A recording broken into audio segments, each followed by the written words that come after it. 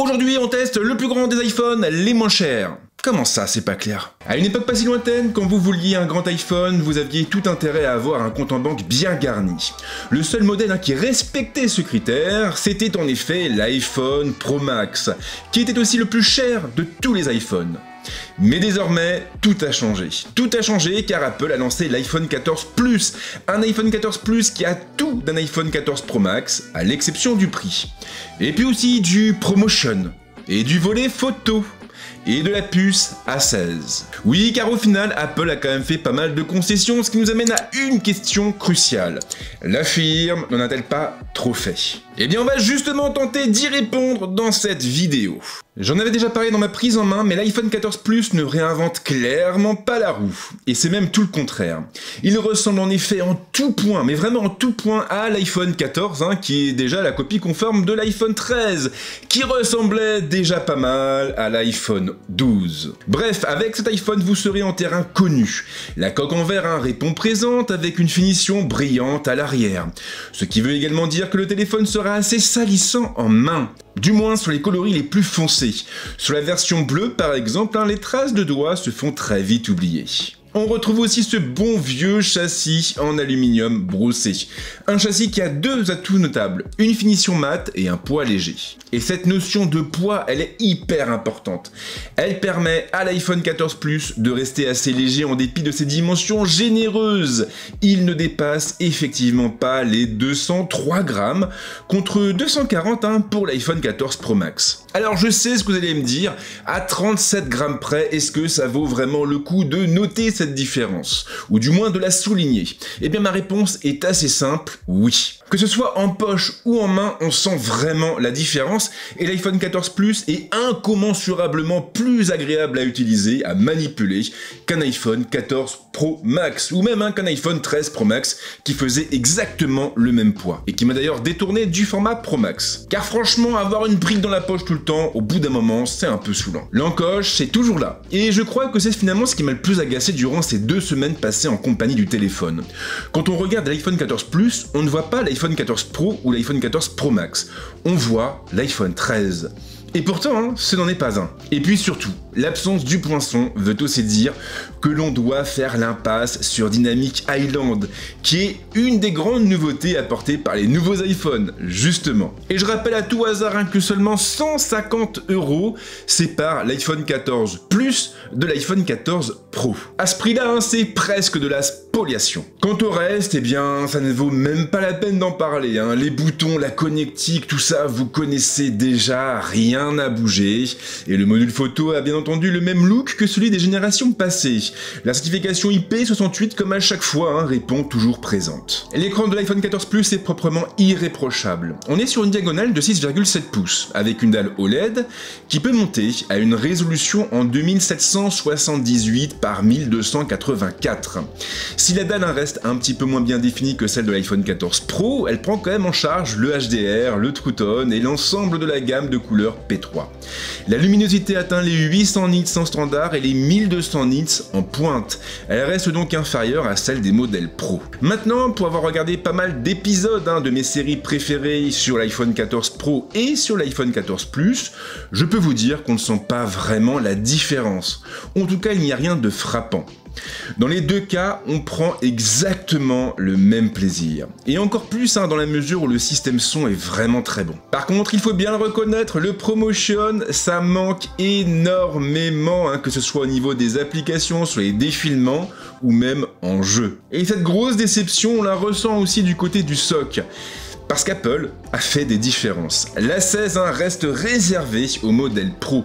L'iPhone 14 Plus se contente pour sa part d'une puce A15 qui était déjà présente sur les iPhone 13. Alors bien sûr, dans les faits, cette puce est très puissante et elle n'a pas encore atteint ses limites. Du moins pas pour l'instant. Et ça, c'est finalement ce qui est le plus important. Sur le long terme, l'A15 finira par s'essouffler et il le fera avant l'A16. Autrement dit, l'iPhone 14 Plus sera obsolète avant les iPhone 14 Pro et iPhone 14 Pro Max. Et ce, alors même qu'ils appartiennent tous à la même génération. Bon point en revanche, l'autonomie est franchement incroyable. Alors je l'avais déjà dit dans ma prise en main et je n'ai pas changé d'avis. En moyenne, avec mes usages, et je précise bien avec mes usages à moi, qui ne sont pas forcément les vôtres, l'iPhone 14 Plus tient 2 jours. Oui, 2 jours. Soit près du double de l'iPhone 14 Pro. Et mine de rien, c'est vraiment très appréciable. C'est très appréciable parce que le rythme n'est pas le même. On sait que l'on peut partir un week-end entier sans prendre son chargeur. On sait aussi qu'on peut aller bosser avec 65% de batterie sans craindre de se retrouver à sec le soir en rentrant par le dernier RER. Et je pourrais continuer comme ça vraiment longtemps parce que ce ne sont pas les exemples qui manquent. Cette autonomie, pour moi, elle change vraiment la donne. Et ça fait aussi pas mal relativiser l'autonomie de l'iPhone 14 Pro. Après, bien sûr, côté charge, ça prend un peu plus de temps parce qu'on est en présence d'une plus grosse batterie. Pas de problème particulier au niveau des appels ou de l'accroche des réseaux. En revanche, et ça c'est peut-être important, le GPS double fréquence haute précision reste réservé au modèle Pro. Sur ce volet aussi, l'iPhone 14 Plus se rapproche davantage des iPhone 13. Le volet photo ne s'aligne pas sur les iPhone 14 Pro et iPhone 14 Pro Max. L'iPhone 14 Plus tend davantage vers les iPhone 13 et on se retrouve donc avec un double appareil photo de 12 millions de pixels. D'un côté on va avoir un grand angle qui ouvre à 1.5 et de l'autre un ultra grand angle qui ouvre à 2.4. Le capteur principal est toujours stabilisé mais avec la première génération du système qui a donc été introduite avec l'iPhone 12 Pro Max. Le Deep Fusion répond aussi présent, de même pour le Smart HDR4 et tous les modes habituels. La seule autre différence vient donc de Photonic Engine qui était absent sur les anciens iPhones. Et bien sûr, on n'a pas droit au Pro RAW. Du coup, à part Photonic Engine et à part l'optique principale qui est un petit peu plus lumineuse sur l'iPhone 14 Plus, on est sur une offre qui est calquée vraiment sur celle des iPhone 13. Mais ça ne veut pas dire que ce téléphone est mauvais en photo, bien au contraire. Le grand angle reste, comme toujours avec Apple, très efficace en pleine journée, avec une belle dynamique, un piqué omniprésent et une mise au point à la fois fiable et rapide. De nuit, on conserve une qualité correcte, mais le téléphone sera toujours très sensible aux flares. Il faudra donc éviter d'intégrer l'éclairage public à ses compositions. Les contre-jours lui posent aussi problème et les noirs auront très vite tendance à bruiter dans ces cas-là. L'ultra grand angle tient sans problème la comparaison avec le grand angle en journée ou même en soirée. Il n'y a pas de baisse de qualité et on conserve les mêmes couleurs, des couleurs qui ont comme à chaque fois tendance à tirer vers les teintes chaudes. Le piqué est en tout cas omniprésent et la dynamique reste efficace, même si les ombres ont tendance à boucher assez vite sur les scènes les plus contrastées, les plus complexes sur le plan lumineux. De nuit, en revanche, la qualité aura tendance à baisser très vite, faute de stabilisation sur le capteur. Il faudra donc s'assurer de rester bien immobile avant de presser sur le déclencheur, et même en faisant attention, les photos bruiteront très vite lorsque la luminosité baissera. L'iPhone 14 Plus est dépourvu de zoom optique, ce qui veut également dire que tous les agrandissements seront opérés de manière numérique avec une inévitable perte de qualité à la clé. En journée, on pourra parfaitement monter aux 2 fois. Après, la qualité baissera très vite. En 3 fois déjà, les images perdront de leur netteté et des artefacts apparaîtront très vite dans les ombres. En 5 fois, les photos seront tout bonnement inexploitables. Et c'est bien évidemment encore pire en soirée ou à la nuit tombée. Et là, vous aurez tout intérêt à rester sur le une fois. L'iPhone 14 Plus se montre très efficace sur les portraits. Le sujet est bien découpé et le flou est assez naturel. En revanche, il se limite ce mode au une fois, contrairement aux iPhone 14 Pro qui proposent 2 agrandissements supplémentaires, le 2 fois et le 3 fois. Et très clairement, ce manque de flexibilité agace très vite. Il agace vite car il exige de se coller au sujet photographié, ce qui n'est pas toujours évident. Sans compter qu'en une fois, on reste calé sur une optique équivalente à un 26 mm, une focale qui pour moi en tout cas ne se prête pas spécialement bien à ce type d'exercice. Je préfère largement un 35 mm, un 50 mm, voire même un peu plus. La caméra frontale ne gagne pas en définition, on reste sur du 12 millions de pixels. L'optique en revanche est un poil plus lumineuse, elle atteint les 1.9 contre 2.2 pour la caméra frontale des iPhone 13. Alors forcément, je m'attendais du coup à de meilleures performances en basse luminosité, mais en fait, c'est pas le cas. En pleine lumière, pas de soucis, les selfies sont léchés, on a un beau piqué, une belle dynamique, ça fonctionne bien et le mode portrait en plus est très efficace. Et ce autant sur la découpe que sur le flou. En basse luminosité en revanche, c'est la cata. Ces selfies par exemple ont tous été pris en forêt par un jour pluvieux. Et on ne peut que constater amèrement la baisse de qualité. Les contours sont moins nets, les textures partent en live, et on se retrouve avec des images franchement inexploitables. Rien à dire sur la vidéo, l'iPhone 14 Plus se débrouille très bien. On a des images qui sont de bonne qualité, et la stabilisation est toujours aussi efficace. J'aime aussi beaucoup les effets de profondeur de champ qui permettent de bien faire ressortir les sujets filmés.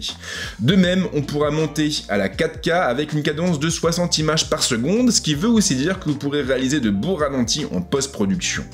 On appréciera également d'avoir droit à la 4K en mode cinématique, chose que ne proposent pas les iPhone 13.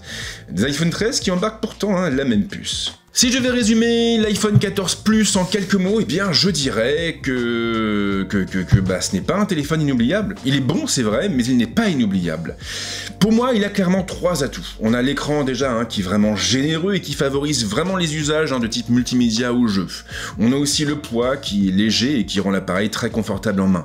Et puis bien sûr, il y a l'autonomie. Pouvoir partir un week-end entier sans chargeur, pour moi c'est vraiment un confort qu'on n'en trouve pas forcément d'ailleurs sur les autres iPhones. Mais voilà, derrière il y a aussi un problème, et ce problème c'est le prix de vente.